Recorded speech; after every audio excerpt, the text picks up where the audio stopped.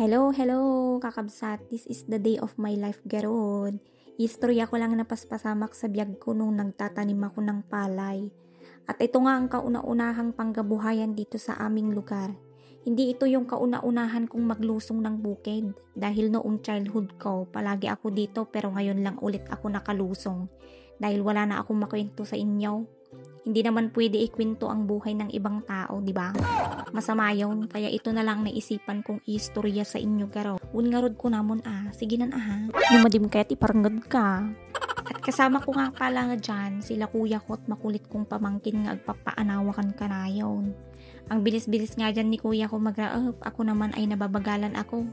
Dahil matubig yung palayan at sobrang maputik na naman. At sobrang lalim, nagadala may naapo. Nag-uunahan nga kami dyan ng kuya ko kaso di ko siya maabutan. Ang hirap-hirap nga naman ang buhay ng magsasaka. Dito ko napatunayan na paglusong mo pa lang, ramdam mo na yung sitwasyon ng isang farmer na pagmakaani na ay magugulantang at matutulala ka sa pagkalugi ng presyo ng palay. Dahil nung last na nakabinta sila papang ko nga ay 11 to 10 pesos lang kada kilo kaya imbes na ibinta pang kain na lang namin. At sana sa susunod na anihan ay umabot na sa 20 kada kilo ng palay para naman sulit. Kaya nga pala kami tumulong dyan ng kuya ko ay kulang ang tao ni Papang na magtanim dahil walang pangpasahod sa magtatanim.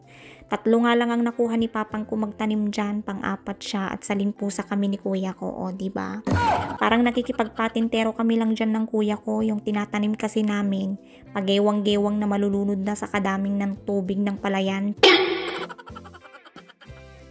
Pero alam nyo naman dito sa probinsya, masaya ang buhay dito. Tahimik, madaming puno, presko ang hangin. Pero kung yung sangaw mo nabangsit, kailangan mo agalbatrusan. Charot lang. Nakikita nyo siguro yung paa namin nakalusong sa putik ay malalim dyan. Taas nga ako ng taas ng paa dyan dahil nagre-ready na ako sa linta. Kakapit kaya di ako dumalayo sa kuya ko. Siya kasi yung pinagpapatanggalan ko ng linta. Ang kapit pa naman yun, parang katrabaho mo lang na sip-sip ng sip-sip para bida-bida sa work nyo. Ganun yon. Kaya nag-iingat ako sa linta. Ayaw ko mabawasan dugo ko, no? Habang nagraraot nga kami dyan, ay andyan naman sila mamangkot pamangkin ko. Enjoy na enjoy pamangkin ko nga dyan nakalusong.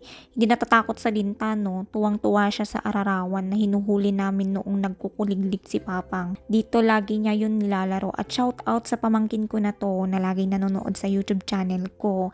Enjoy ka lang sa paglalaro mo dyan. Habang nagraraot kami ni Papa mo. Ayan.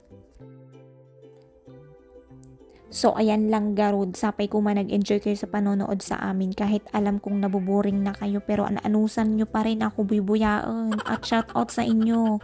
Lahat, especially sa lagi nagko-comment dito. Si Jose Mari Mujica, Prince Bospel, Ayan looks out your window, Kuya Shy, Shy Girl.